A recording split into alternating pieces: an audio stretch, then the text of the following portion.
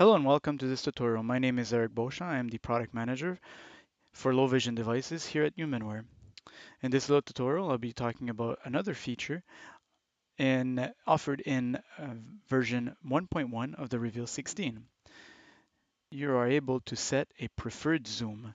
To do so, you press and hold the contrast button for approximately 5 seconds. This will bring up a menu. In the menu, you scroll down using the orange button, the zoom button, and you will find preferred zoom. To select it, short press on the orange button, and you'll be brought to another menu with different values of zoom. Now, the first option at the top is the previous zoom level. So for example, let's say you're using your device to read a paper and you have your preferred zoom set at previous and you zoom to 10x.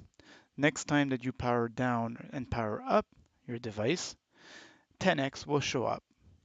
But if I select 2x or let's say 3x in my case here, I scroll down to 3x, do a short press on the orange button, this will select by showing a checkbox on the right hand side.